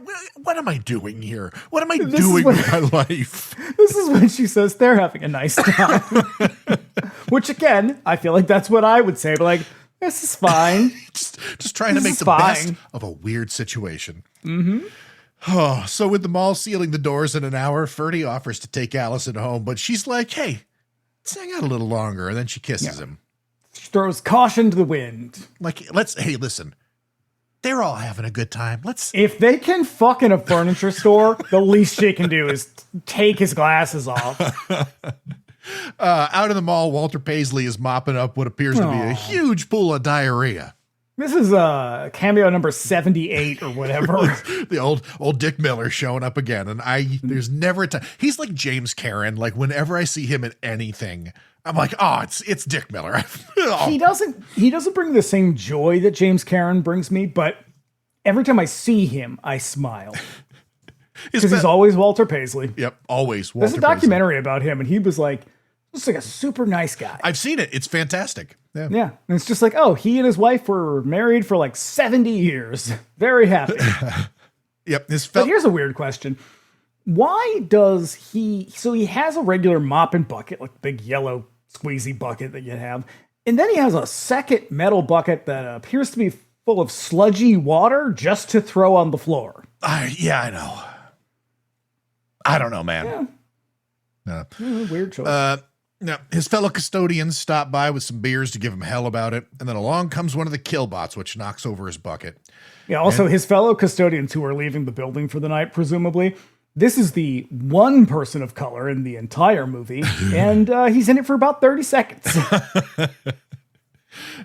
It demands his badge and then shoots one of his tasers at him, but misses. And that doesn't matter. It's lying in the puddle he's standing in and it electrocutes him. And then it utters the movie's catchphrase, "Thank you. Have a nice day." I will say, so when What's-Her-Face gets her head blasted off, that's probably my favorite death. This one is actually quite clever as well, though. This was really funny because the robot's like, "Hey, let me see your badge." And he's like, "What the hell? I've worked here for this long." And then all of a sudden the thing just kind of goes and like flaccidly shoots this little it's very weak dart out. Just kind of tumbles on the floor and then he gets electrocuted. Mike and Leslie, now all done fucking, argue about him going out to the mall to get her a pack of smokes. Camels won't do, you see. She only smokes Virgin Lights, which are probably the movie's analog for Virginia Slims. Which is do they still make those? I'm sure they do. They must. They were the leading brand of lady smokes at the time. Because it's a Wynorski movie, you also get some cheap TNA. Mm-hmm. You do. They must make Virginia Slims. Those are the ones that were like super thin. No, those were Spree. No, they were both Virginia Slim and Spree. Virginia Slims were Spree were the ones that were colored. Virginia Slims were sold almost entirely in 100s. Yeah, but they were like, I think more than 100, and they were thin, like really thin. Spree were the ones that they were each different colors. Man, the 80s were fucking weird. How can we make smoking more fun? I know, yeah, it's like somebody took a look at a real pinner of a joint and was like, you know what, we could make a cigarette like this. So Mike goes out to the machine nearby to get some smokes. They cost $1.25. Can you believe it? The price of cigarettes these days. I actually thought that seemed like a lot for 1986. Well, let's see. When I was smoking, I think a pack of cigarettes cost like $3. That's what I feel like. No, I smoked for a really long time, but there was a time when they cost that. But like I remember when I started smoking, they were like $2. Must have been, yeah, like that. Because I remember, was it basic full flavors? Their whole thing was they cost $1 a pack. Mm-hmm. That's why homeless people smoke. It's true. That's why I smoked them when I was out of money. Also, so Mike goes, he's like, I'll go get the cigarettes. Walking around the carpeted mall in bare feet seems like the fastest and best way to get ringworm. Why? What? Yeah, I don't know. It reminds me of that picture of Britney Spears coming out of the public restroom in bare feet. I don't know. I got to leave her alone. She's been through enough as it is. It's troubling times. All of a sudden, he's struck with the feeling that someone is watching him, thinking it's Leslie. Yeah, a sneaky killbot. That's right. It's really like a do. God, I wish they had done something like that. Yeah. I feel like they didn't want to be so obvious, but look, man, they're having a sex party in the mall, and this is a movie about killer robots. For as cartoony as this movie is, it's actually does kind of play everything straight. So that would be, I think would be kind of out of character. Yeah, that probably would have been beyond the pale for me, because you know how I feel about when they try to make a thing goofy. It's like, you ruined it. You blew it. Thinking it's Leslie, he turns, but we get a jump scare instead as the phone rings, and then Mike answers it, telling Jamal, the guy on the other end, that there are no messages for him. Love a good phone gag. A good 80s phone gag.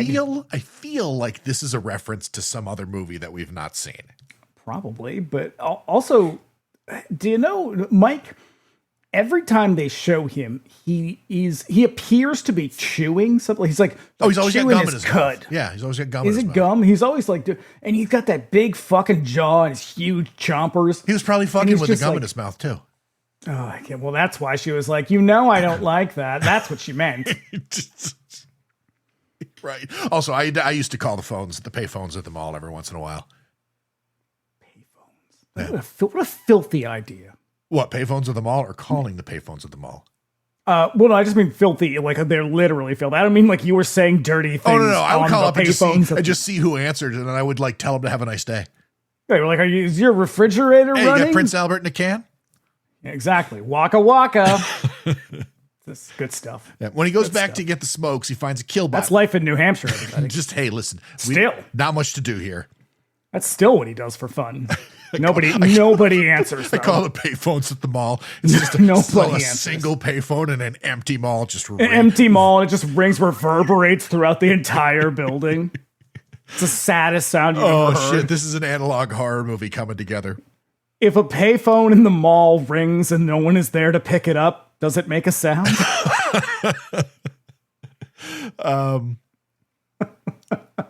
That's my finest line of the night, everybody.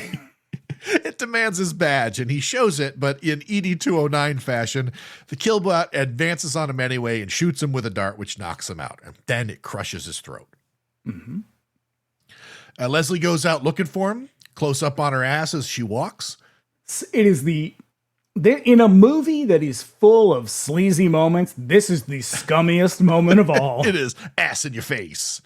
They literally follow, like, the shot in that like really amazing shot, the tracking shot in Texas Chainsaw, where it goes under the swing. It's like that, but it's just on her ass. But no art to it whatsoever. None. So yeah, she finds his body slumped next to the cigarette machine, throat all messed up, and then draws the attention of a killbot, which chases her down the hall, shooting her with lasers. Where is it shooting her? Shooting her right in the butt. Yep. And it blows her head up. She stops and turns to scream, and it blasts her head right off while everybody watches from the furniture store. It is an extremely satisfying moment, however sexist it may be. Yeah. A second killbot joins and shoots out the glass doors and invades the store, sending everybody running in a panic. The sound effect, the lasers, it's the heat beam from the War of the Worlds. Oh, okay. Yeah. The voices of the killbots are all provided by Jim Wynorski. That's right. Everybody runs to the back of the store and they close off the big doors, which are somehow impervious to robot lasers. Yeah, this is going to be the first of many. How's that work? Because they just blew up a lady's head with a laser, and yet they can't seem to get through a wooden door. Nope. Ferdy tries to call for help. The whole thing has a real like, oh no, sinky sand kind of vibe to it. You're running down to the food court and you suddenly get stuck in quicksand. That's right. Ferdy tries to call for help just as the steel mall doors slam shut for the night. And we had a really great ominous shadow shot of the door closing over a shadow with a killbot snapping its claws. Mm-hmm. With the doors sealed, they're stuck in there until 6 a.m. with these robots. So they make a plan to send the ladies up into the HVAC ducts while the dudes go out to the mall gun store to get some weapons. And they're climbing up like into the ducts, and like Ferdy gives Allison that like, girl, you got this kind of head nod. Yeah. That's great. It's a great moment. Also, these air ducts are surprisingly roomy. Because they're like side by side in it. Yeah. Like it's like they're cleaning, like they're going through the air ducts in the Nostromo. Yes. So the killbots hit the door hinges with what appears to be plastic explosives, something that I'm not sure a security robot needs, but here we are. Or shaving cream. Either one. Tomato. They detonate the explosives and bust in on the back room, and the ladies slip away and the dudes go running. Up in the ducts, we find out through some really whiny dialogue that the heat is on for some reason at a closed mall in California. This is where I feel like the misogyny they're like ratcheted up a little bit. Yeah, because now Susie is losing it. Yeah, she's like a fairly normal standard. Susie is Barbara Crampton. Like totally normal standard lady. And then all of a sudden she's like an unhinged lunatic. Yeah. Oh, because she's like burning her hands on the hot metal. Yeah, and like she just sucks all of a sudden. I know, I hate it. Because it's such a sudden turn to an otherwise pretty likable character. Yeah, she's very likable. And because the dudes in this movie are awful. All of them are pretty awful with the exception of Ferdy. And the women, like, two of them are really forgettable. So it's like you don't have much to hold on to. Yeah. And then they kind of yank the rug out from you with this one. She starts to have a panic attack and looks for a way to get out. Allison, unbothered and focused, pushes them on. The dudes run over to Peck and Paw's sporting goods store. Get Zing. it? Which seems to only sell weapons. They smash. And for some reason, assault rifles? Assault rifles. This is the 80s. It was a different time. I Boobs, butts, and assault rifles. I definitely remember a gun store at the Fox Run Mall. You've said that before. I don't think so. I definitely remember it because it was. I feel like that just wouldn't have fit there. It was a source of fascination for me. Yeah. You're right. An assault rifle and a shotgun and a pistol. Yep. Yeah. I mean, the shotgun and the pistol, I guess I kind of get. The assault rifle feels like a stretch. I would say you can buy a shotgun at Walmart, but yeah. You shouldn't be able to, but you can. They smash through the glass and help themselves to some guns and ammo, and then they head back out, strapped. Part of the problem with this is, like, if you think about another movie, this is basically the scene that is lifted from Dawn of the Dead. Dawn of the Dead. And yet, in Dawn of the Dead, it is a satirical moment, and it's done with such zeal and joy that you're kind of like, woohoo, I'm on board with this. And then, but just like everything in this movie is so void of anything. Yeah. Like there's just, they never stay on one thing long enough for you to actually invest anything in it. Yeah, right. During doing the research for this, I kept coming across like capitalist analysis of this movie that was like, this is a statement on consumerism in the 80s. And I was like, no, it's not. This is a study on that actress's butt walking down. Yeah, the this hall. is a study about ladies' butts. That's what this movie is. This is basically like if just let Tina Belcher do it. It's an exercise in ladies' butts. That's what this movie is. There is no greater message here. It's just TNA and killer robots. And hey, I will defend postmodern critique till I die. There's just not very much you can do with this movie. This is a transparently trashy film. So along comes one of the robots, the killbots. So they open up on it. But the bullets, they do nothing. Also, these things have terrible aim. That's the thing. Watching those lasers just go fucking everywhere. Yeah. Ferdy rolls a propane tank at the robot and Rick shoots it, causing it to explode. And when the smoke clears, they find the killbot on its side, seemingly toast. That's 1 down, 2 to go. Rick has an idea to take the others out now that the propane tank was enough to wreck the killbot. Now, what that idea is, it's a little murky. I'm not fully clear on it. I'm still not quite sure what they're doing, but... Up in the ducts, Susie is losing it. She kicks out a vent, lowers herself into an auto parts store, and they all tool up there, making Molotov cocktails out of small gas cans. I would, at this point, sacrifice Susie. She's the weak link man. So I can get away. I would throw her to the robots. Just throw her to the killbots. Allison grabs Chekhov's road flare. Oh my God. And she just tucks it into that natural place that everybody puts stuff when they don't have any pockets.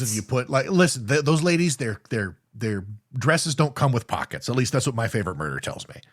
Mm-hmm. And so you got to put your phone somewhere. The dudes run to the elevator and they pry the doors open while the killbot they thought that they wrecked gets itself back up on its treads. They continue working on the roof of the elevator, setting up some propane tanks for some contrivance. Yeah, so all of a sudden these quote unquote kids, they seem to know how to hotwire an elevator. Ferdy, because he's a dork. And so that's the vibe that we get. Is like, well, he's the nerd. Of course he knows how to do this. He's always hanging out at the Radio Shack. You know, he's always hotwiring elevators and other such things. Can't pleasure a lady, but he can get that elevator moving. A hidden killbot rolls out as the ladies leave the auto parts store, so they think quick and take cover. Allison rolls out a flaming carrot canister at it, but it's no use. It just rolls on through. And then it shoots Susie in the leg as she runs, and then she falls. And then it shoots I have a note that says, I feel like Barbara Crampton's talents might be wasted in this movie.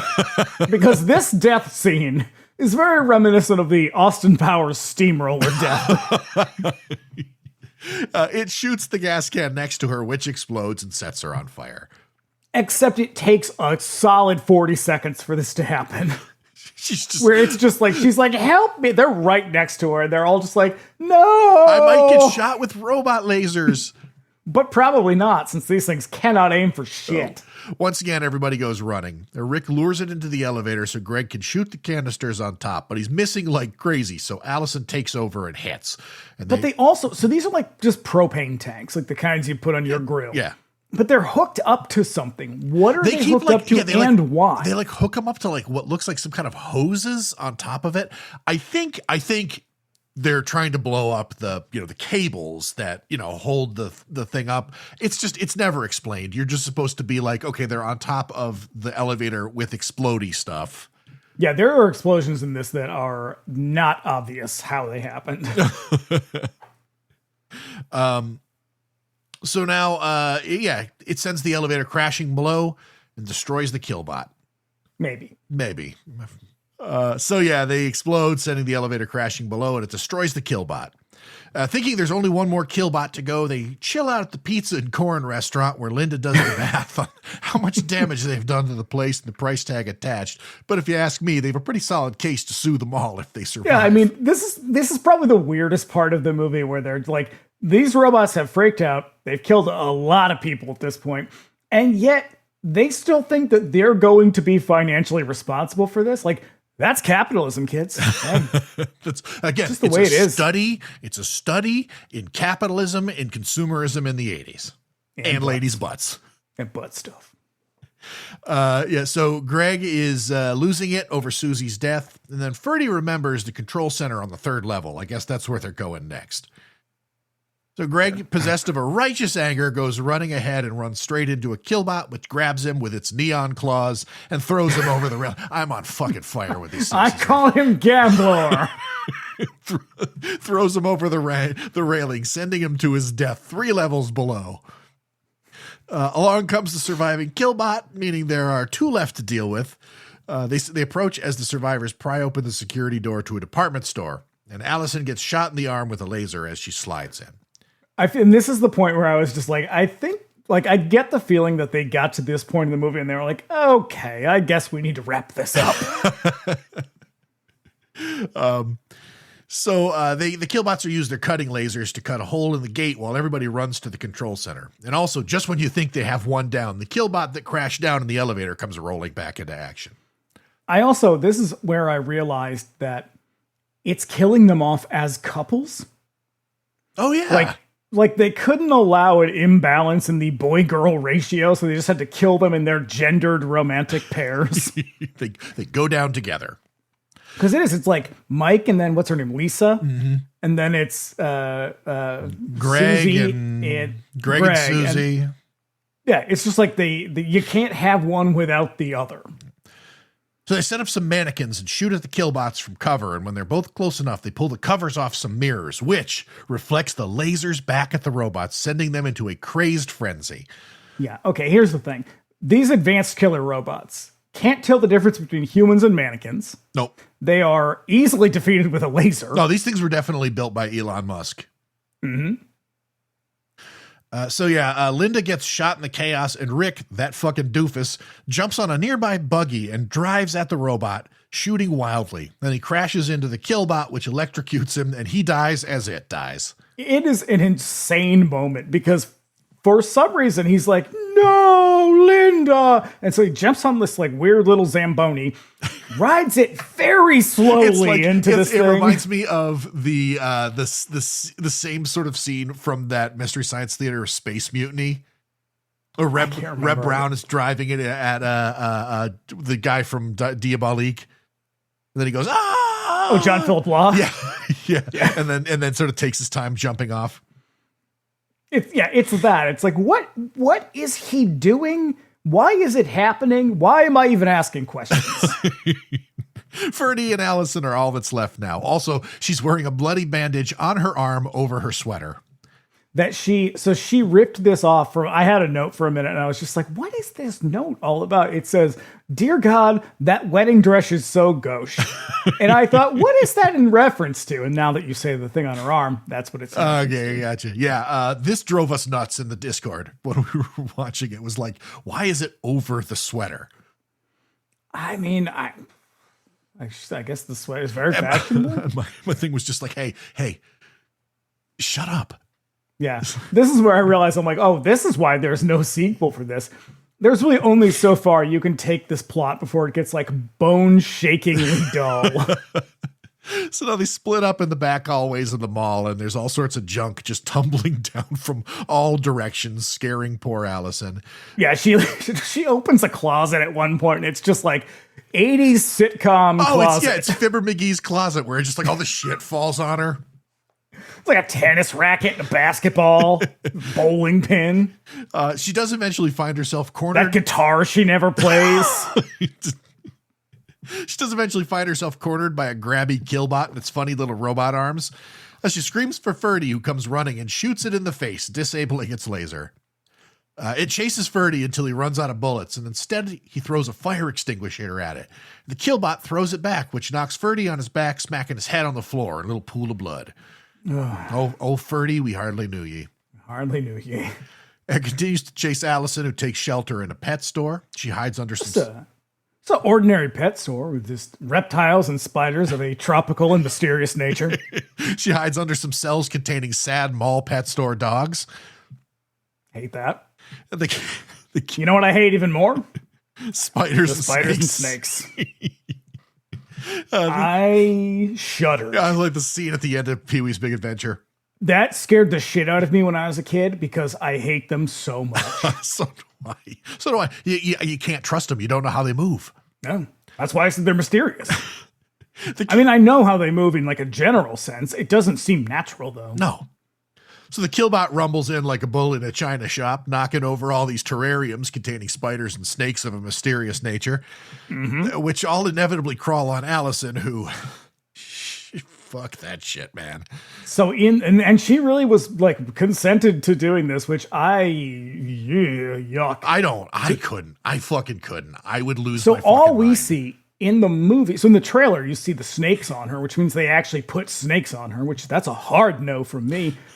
But just seeing them on the ground, like one of the snakes, like kind of slithers by and like whips its tail at the spiders. And I was just like, this is a nightmare. Why is this happening? Why are these in the mall?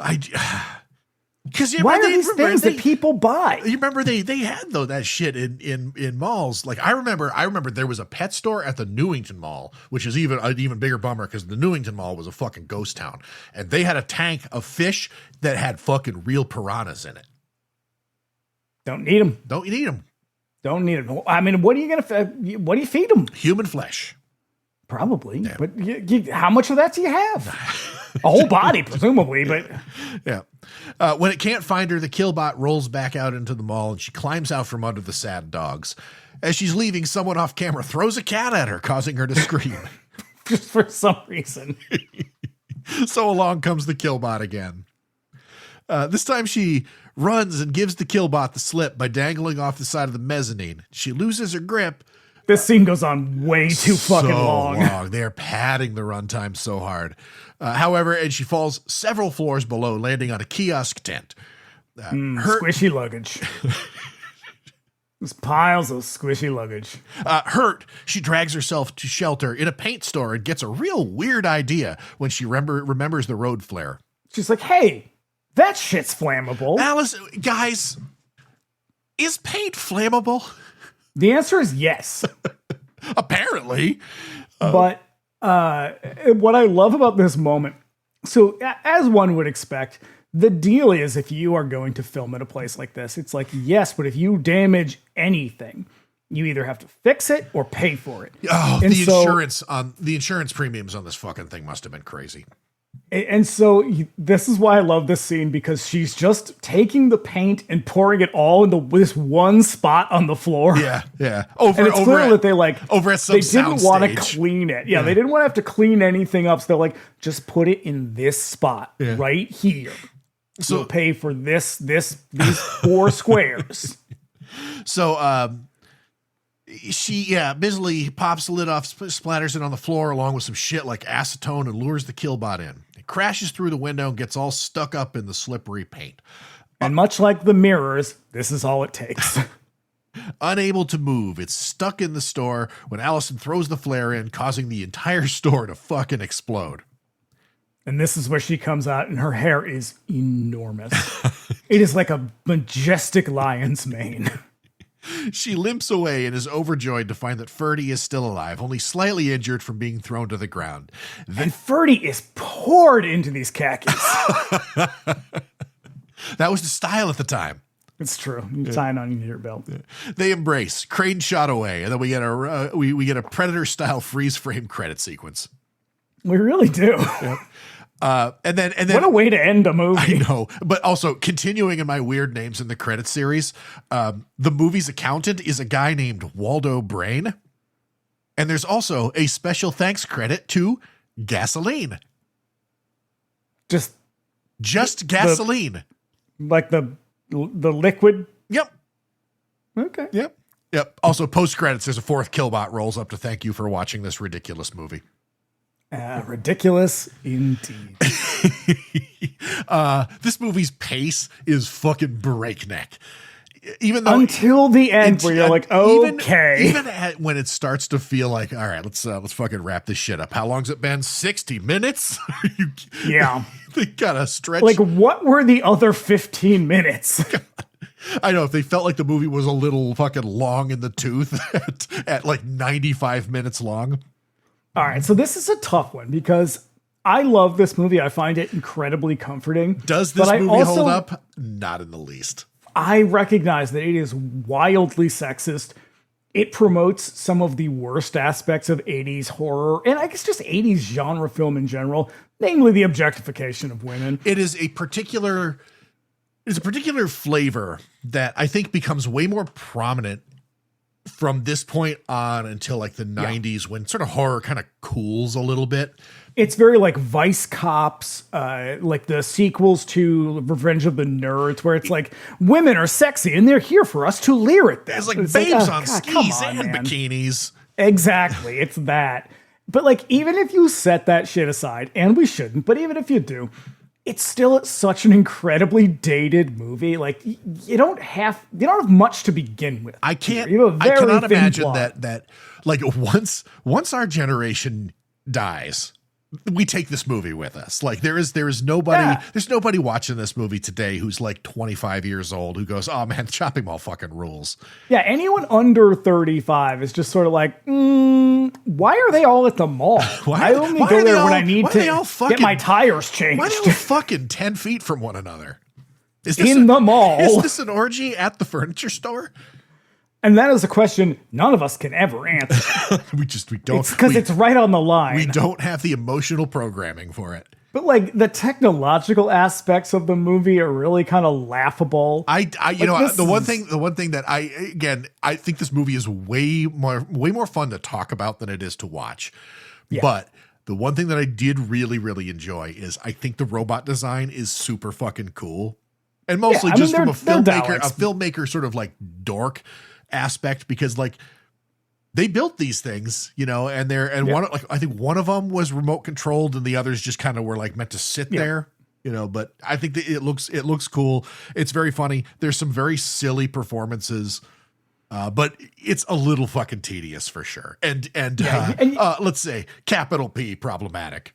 Oh yeah. Yeah. You get that feeling of like, this is the Roger Corman school of filmmaking on its very last This legs. is, yeah, like he's getting a little old, you know, I don't think he really has the love of the game anymore. Like, no, because even with AIP, like it was always about money with him. But at the same time, he taught these people to make a good movie on short dollar. You know, now I think some of this is also Wynorski just being a fucking creep, but like there is something about this that is, it has a charm. You just have to understand what and where it is. Yeah, for sure. Yeah. So. Shopping mall. It is what it is. It was definitely a fun episode to go through this one.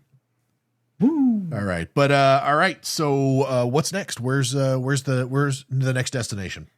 Well, 99-cent rental. We'll be back next week. A little giallo for our January with What Have You Done to Solange? It's got a real upsetting ending and a lot of Italians being sexy. Yep. Oh, And Fabio making Testi. some real questionable choices. Fabio Testi, so sexy. Oh, Fabio Testi. Except for sometimes he looks real sickly. Sometimes, yeah. But man, like I said, which is a phrase I use fairly often on this, he's a dude so handsome it'll make you angry. And then in 2 weeks, Bring Me the Axe will return with some surreal grossness in the form of David Cronenberg's Videodrome. Ooh, I fucking love Videodrome. Hot take, I don't. Damn, this is a formative It's movie. fine, I like it. I saw Videodrome way too young. It was on TV and it was cut for nudity and nothing else. It's definitely the most transgressive of his movies. Yeah, for sure. It is him turning everything up to an 11 in a way that I'm sure even he didn't really understand. Yeah. All right. So we'll see you next week as we get real Italian with it. Put a little garlic on it with What Have You Done to Solange, and then week after that, 2 weeks, we'll be back with Videodrome.